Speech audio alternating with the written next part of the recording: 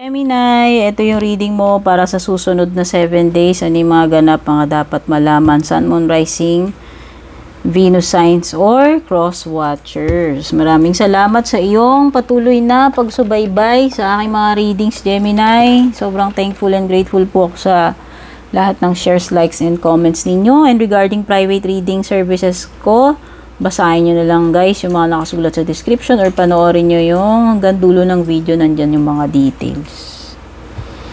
Okay? O, meron kang arrow, Gemini.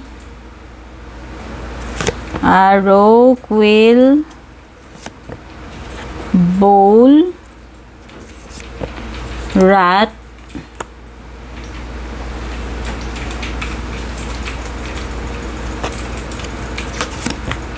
tent, tsaka dagger. Okay, more on may mga challenges ka dito.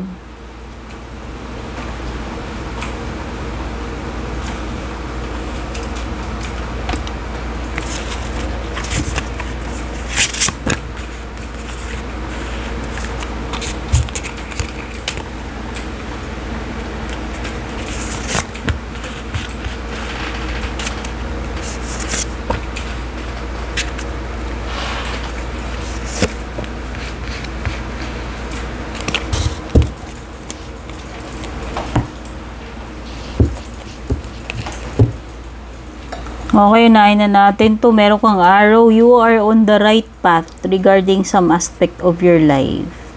Oh, yun naman pala, Gemini eh. Are you hesitating ba? Kasi sinasabi naman, discard is a confirmation kung naguguluhan ka. Sabi naman dito, nasa tamang path ka naman daw. So, no need to hesitate. Ang importante na lang is mag-continue ka dyan. Magpatuloy ka dyan.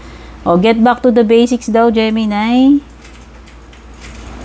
May mga dapat ka nang balikan dito, Gemini. Dapat ka nang magsimula uli or, ewan ko, may mga something dito na dapat yun yung gawin mo. Simulan mo na. Umpisahan mo na. Yan yung napipil ko eh. Okay, you need to be back on track. Siguro yun yung sinasabi ng card mo. You need to get going. Or you need to... Kasi parang nafe-feel ko, kung hindi mo gagawin to, kung hindi ka mag-start, kailan pa? Yun yung nafe-feel ko eh. Naghihintay ka pa ba ng milagro or sign para lang umpisahan mo yan? Ito na yun, sinasabi ng arrow at saka quill. It seems na nasa tama ka namang landas. Kailangan mo na lang talagang mag-umpisa, gawin yung dapat mong gawin. Simulan mo na para gumagalaw na. Okay? O, plenty of material things, no? You are blessed itong next 7 days. Pagdating sa pangangailangan, bastante. Ayan, nakikita mo naman yung bowl. Pwedeng may abundance. Okay, may kalaban ka. Someone working against you behind your back. Okay, may traitor energy dito, Gemini. Patalikod kung gumawa sa'yo, tumira sa'yo. Ayan, kung sino man yung rat na yan. Kung sa workplace man yan or kung saan. Hindi ko alam. Temporary situation. Okay. Ito yun. Yung nafe-feel ko na temporary. Kasi pwedeng may encounter ka ditong nakaka-tense na mga sitwasyon na yan. Pwedeng nakakatakot. Pwede kang ma-stress, mag-alala, pero huwag kang mag-alala, Gemini. Hold on, kasi ito ay ano lang, panandalian lamang, buti na lang. Kasi mahirap kung magtatagal tong ganitong situation na natatakot ka, nag-aalala ka, nai-stress ka, diba? Okay? Huwag kang mag-alala, it's temporary. No need to be desperate or ano, to be afraid. Tingnan natin yung iba pang cards mo. Maglatag tayo ng love life. Meron kang new chapter. Ay, unsatisfied. Okay. So, dito sa iyong ibaba, you have earth sign, Taurus, Virgo, Capricorn energies. Meron ka ring Cancer energy. Meron ding water sign dito. Cancer, Scorpio, Pisces. Okay? Pisces, to be exact. O, kasi ito, Ace of Cups and Hangman kasi is Pisces. So, pwede. Pero pwede rin namang may ibang water sign, Cancer, Scorpio, no? O, so, ang energy ng Cancer and Pisces siguro, sabihin na natin, tsaka Earth sign. Chariot card, oh. Nasa sayo talaga, Gemini, eh. Nasa sayo pa rin naman ang decision with the Chariot card. Kung magko-continue ka ba o hanggang dyan ka na lang, titigil ka na lang dyan, anong path yung tatahakin mo, ikaw pa rin naman ang masusunod. Ikaw ang may hawak ng reins ng mga kabayo dito, ay ng latigo. Kung saan mo, kung kasi ikaw ang magkocontrol ng direction ng buhay mo or ng career mo or ng relationship mo, ano man itong tinutukoy. Kasi Chariot is road, path, and determination or movement. O, pwede rin yung iba dito, may element ng travel. O, nakikita ko dito parang may outing, hindi ko alam, may van, hindi ko alam kung may travel, outing. Pero siningit ko lang yun. This is more on pagpapatakbo ng kung ano man yung direction na dapat mong tahakin. Ikaw ang masusunod. Ikaw ang magde-decide. Ikaw ang mamimili. Ikaw ang maghahampas dun sa mga kabayo. Kung gusto mo pa bang magpatuloy dyan, o hindi na. Nasa sayo yan eh. Okay? Determinasyon mo yan. Ikaw ang bahala dyan. Hindi yung ibang tao. Ikaw ang masusunod. Ikaw ang magpapatakbo ng buhay mo, ng sitwasyon mo, ng career mo, or kung ano man yung dapat mong patakbohin dito. Three of Pentacles is collaboration. O, pwedeng bagong projects ito. Bagong workmates, teammates, business partners, pwede rin naman. Ibig sabihin, kailangan mong maki-reach out, makipagtrabaho, makipagtulungan. No, teamwork kasi ito. Teamwork. Kailangan mo makibagay, makisama, maki-coordinate. Hindi pwedeng ikaw lang. Hindi mo kaya. This is a job or a situation wherein kailangan magkakatulong. Unity, cooperation. Hindi kaya ng isa lang tao ma-accomplish. Okay? Sa family man yan, sa business mo man yan, or sa work mo, or sa relationship mo. Kasi relationship is also about teamwork. Hindi naman gagana yun kung isa lang yung nagwo-work hard, no? So, syempre, lahat dapat may participation. Okay? Nagtutulungan. Ace of Cups means, a beginning of a connection. A start of a relationship. Pwede rin naman, a start of a commitment.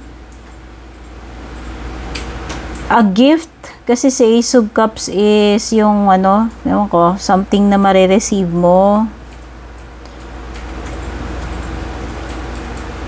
It could be romantic, it could be a gesture of kindness, anything na marireceive mo. Coming from the heart, no? Okay? So, ito ay coming from the heart. Ano man itong i-offer sa'yo, iaabot sa'yo na to. Pwede naman itong blessing from the universe na pwedeng opportunity.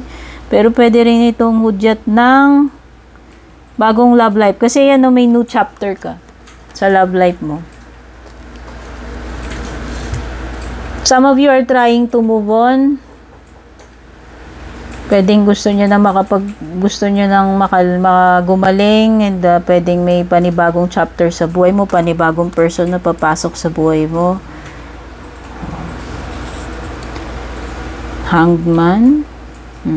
So, nakikita ko dito, nagkaroon ka na ng realization or magkakaroon ka na ng realization with the Hangman, no? So, nakikita ko dito, pagbabago ng iyong pananaw. May mga realization.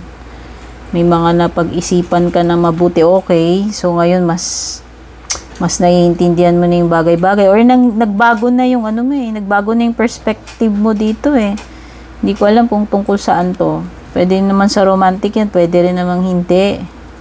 Basta meron lang ditong something na nakapagpabago na namulat na eh. Namulat yung kaisipan mo na bago na yung paniniwala mo. Yun yung nakikita ko dito.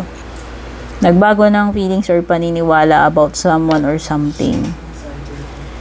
Okay, kaya lang pwedeng meron ditong, let's say na pwedeng iba nakapagsimula na kayo ng bagong connection. Kaya lang parang hindi kayo ganun ka-happy sa kung ano yung nagiging direction nitong relationship ninyo. Kasi ayan o, I wasn't happy the way things were going. Either ikaw yung nakaka-feel niyan or yung person mo. O, pwedeng bago pa lang to. Hindi pa kayo matagal. Pero parang meron na kagad feeling na okay, mukhang hindi na ako agad masaya kung paano yung nangyayari sa relationship. Ayan. Whether si jowa mo yun nagsasabi niyan or ikaw.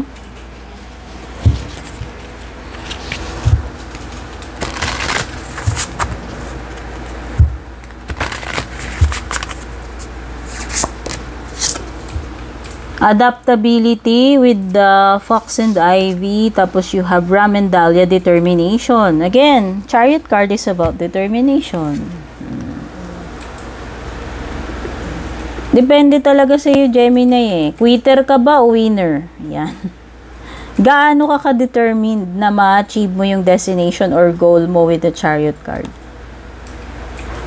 Ikaw ang masusunod, ikaw ang bahala. Depende yan sa determinasyon mo eh. Na magwagi ka sa sitwasyon na yan eh.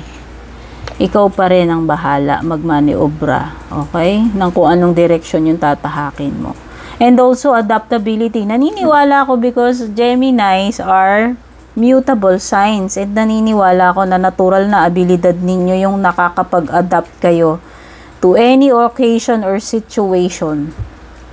It's the gift of pagiging flexible, adaptable, mutable. Kaya nga kayo mutable signs. Di ko alam kung sino yung mga kasama mo. Si Pisces yata yung isa doon. Or si Virgo. Basta. So, nakikita ko dito, you have the ability to adapt. So, ano man tong kakaharapin mo, itong next 7 days for sure, makakapag-adjust ka dyan, masasayawan mo yan, makakapag-adapt ka dyan kasi flexible ka na tao. Okay, Gemini, yan yung mga mensahe na kuha ko dito sa next 7 days reading mo. Sana makatulong sa'yo to. Love you, take care, and God bless.